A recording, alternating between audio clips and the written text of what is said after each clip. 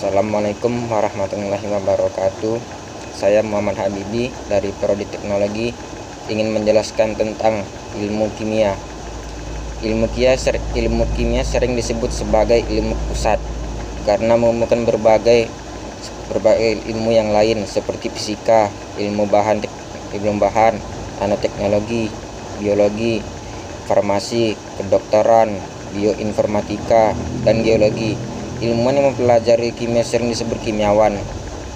Beberapa yang berperan dalam perkembangan kimia: Robert Boyle pada tahun 1672 sampai 1691, seorang ahli filsafat alami yang merupakan tokoh dari abad ke-17 yang disegani.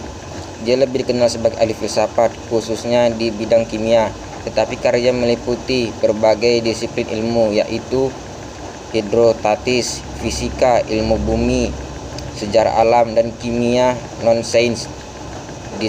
Dia terkenal sebagai hukum Boyle. 2. Anthony Laurent Lavoisier pada tahun 1743 sampai 1794. Kimiawan Prancis ini dijuluki sebagai Bapak Kimia Modern.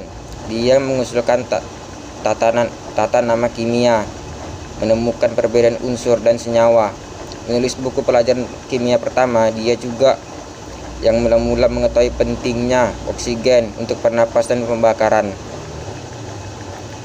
Dalton 1766 sampai 1884,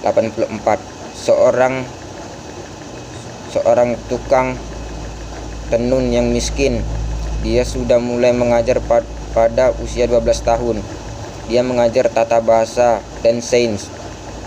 Semula minat utamanya adalah meteorologi.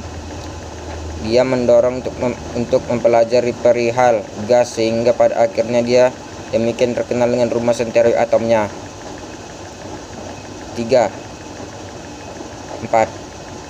John Joseph Louis Gay Lussac pada tahun 1778 sampai 1850. Kimiawan asal Prancis ini menemukan hukum Gay-Lussac, cyanogen hidrometer, alkohol meter, pelopor penelitian sifat-sifat dan gas, teknik analisis kimia, serta seorang perintis meteorologi. Ia juga menerbangkan balon cuaca pertama di dunia.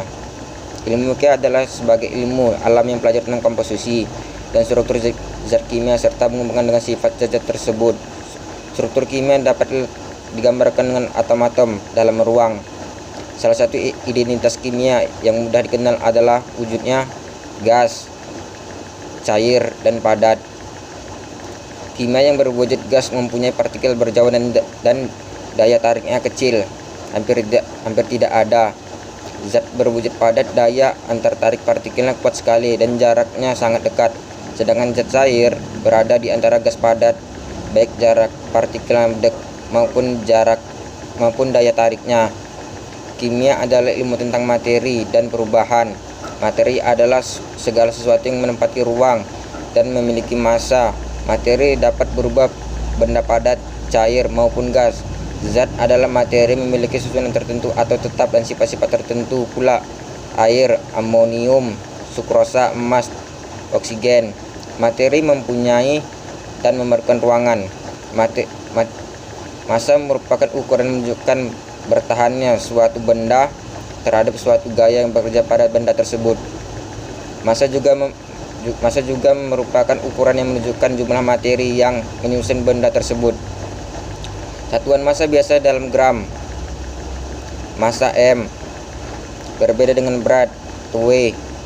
Berat merupakan gaya yang bekerja pada suatu benda yang bermassa M dengan percepatan gravitasi G atau biasa disebutkan gaya gravitasi. W sama dengan M kali G. Satuan beratnya biasanya dalam Newton. N sama dengan